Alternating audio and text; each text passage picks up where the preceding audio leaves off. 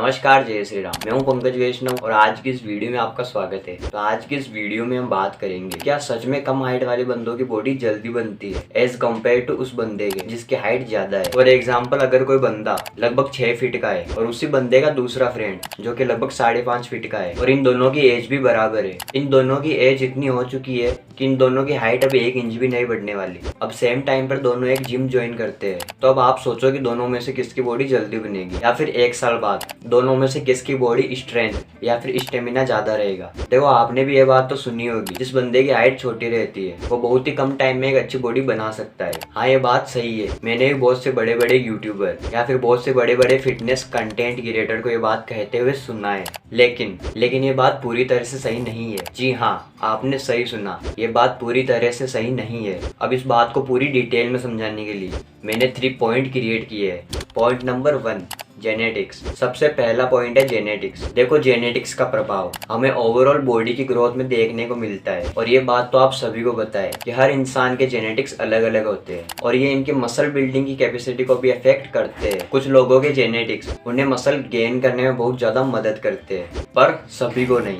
ऐसा सभी में देखने को नहीं मिलता। इसमें व्यक्ति के हाइट का कोई सीधा संबंध नहीं है। Point number 2, diet. देखो, ये तो आप सभी को पता है कि बॉडी की ग्रोथ करने में डाइट का कितना बड़ा रोल है। आप कितना भी अच्छा वर्कआउट कर लो, पर यदि आपकी डाइट सही नहीं है तो आप कभी भी एक फिट और मजबूत शरीर नहीं बना सकते। देखो, आपने अगर अपनी मसल बिल्ड करने के बारे में सोच ही लिया है तो आपको यह तो ध्यान रहना ही चाहिए कि आपको कौन सी चीज खानी चाहिए, कौन सी चीज आपको नहीं खानी चाहिए, क्या खाना आपके सेहत के लिए अच्छा है और क्या खाना आपके सेहत के लिए नुकसानदायक है। यह बात मैं बहुत बार बोल चुका हूँ कि आपको कभी भी फास्ट फूड नहीं खाने चाहिए। मेरे हिसाब से आपको केवल शुद्ध और शाकाहारी डाइट ही फॉलो करनी चाहिए। देखो, एक बात और, मसल बिल्डिंग के लिए आपको प्रोटीन और कार्बोहाइड्रेट की भरपूर मात्रा लेनी चाहिए। देखो, डाइट में सभी न्यूट्रिशंस का बैलेंस रहना भी जरूरी है। पॉइंट नंबर 3, एक्सरसाइज या वर्कआउट रूटीन। देखो, हाइट कम हो या ज्यादा, एक अच्छी बॉडी अचीव करने के लिए एक अच्छा वर्कआउट प्लान होना भी जरूरी है। जो बंदा सही वर्कआउट करेगा, टाइम टू टाइम अपने वर्कआउट को इंक्रीज करेगा या फिर अपने वर्कआउट में ग्रोथ करेगा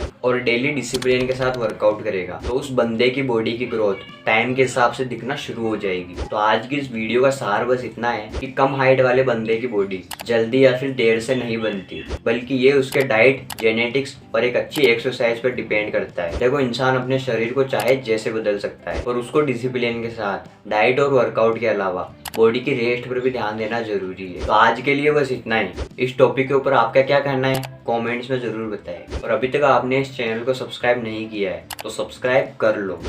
धन्यवाद।